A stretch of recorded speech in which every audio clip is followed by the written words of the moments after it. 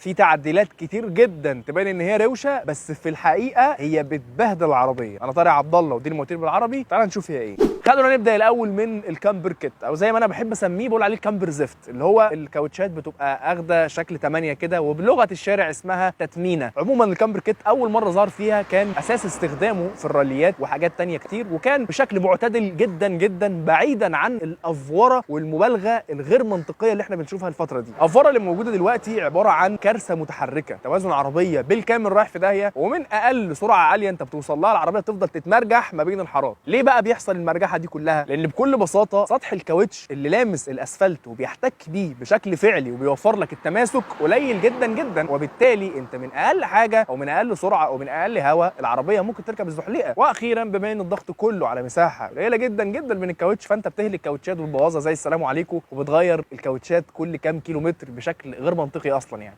ثانيا السبويلر بسبب وبلا سبب، من غير ما نكون عارفين احنا بنعمل ايه اصلا. اي سبويلر في الدنيا المفروض ان هو معمول علشان خاطر يقلل الليفتنج والعربيه تبقى متماسكه اكتر، والكلام ده بيحصل عن طريق عدد لا حصر له من الاختبارات والتحديثات في انفاق الهواء، علشان الناس تكون عارفه رد فعل العربيه في الحاله دي هيكون عامل ازاي بالظبط. طبعا كل الكلام ده هنا ما بيحصلش. هات لي يا ابني اي سبويلر شكله حلو وشكله روش وكول وبتاع، ركب وانا وانت على الله. طيب هل انت بقى حضرتك بتقلل الليفتنج؟ لا.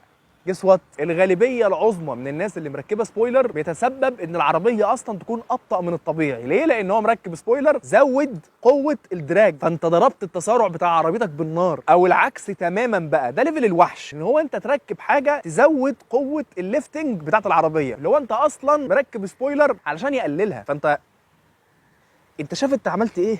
واخيرا اللي يركب سبليتر قدام مثلا ما انزل الله به من سلطان ويضرب التوجيه بتاع العربيه بالنار، الدركسيون في وادي والعربيه في وادي تاني خالص. عندك كمان بقى الفرقعه من العربيه بهدف وبلا هدف، سواء كان بقى الموتور تنفس طبيعي او انتي لاج مثلا لو الموتور تربو، المهم يفرقع طول ما انا ماشي تت تت تت تت تت وخلاص. ونرجع نقول المواتير بتتكسر ليه والتربوات بتتشرخ ليه؟ بالله عليك فين المتعه وانت عمال تفرقع 24 ساعه عمال على بطال؟ انت بقى بتجري بتتمشى بالراحه، انت شغال تت تت تت تت. والله العظيم في عربيات 150 حصان بتفرقع فرقعه ولا كانها 1000 حصان. في ايه يا جماعه؟ والله في ايه بجد؟ واخيرا الكويل اوفرز، وارمي لي يا معلم العربيه على الارض. جدعان دي بجد من اسوأ الحاجات اللي انت ممكن تعملها في حياتك عن تجربه شخصيه. بجد ده كان اغبى قرار خدته في حياتي. اولا انت عمودك الفقري اتضرب بالنار، بطاحاتك خلاص اتشرخت، عربيتك مش مريحه، العفشه كلها باظت. والاهم بقى لو انت بتحب الجري انت مش هتعرف تجري، انت هتفضل تتنطط على مطبات الهواء بهدف وبلا هدف. انت اللي يهمك فعلا تعرفه ان النشفان المبالغ فيه والتنطيط المبالغ فيه ده غلط وكارثه على السرعات العاليه. انا عايز اقول لك انت لو حد يعني ربنا كرمه ان شاء الله وراح الاوتوبان مثلا بيجرب عربيه او بيتست عربيه جديده مع انستراكتور جنبه، اول حاجه هيقولها له خلي العربيه على العفشه بتاعتها على كومفورت مود. كومفورت اللي هو اكتر وضعيه مريحه، ما تخليهاش حتى على السبورت. ليه؟ لان انت طالع تجيب سرعات عاليه، فانت النشفان ده هتوصل عند مرحله ان هو يبقى ضدك. واحنا بنتكلم على ايه يا معلم؟ على الاوتوبان، ها؟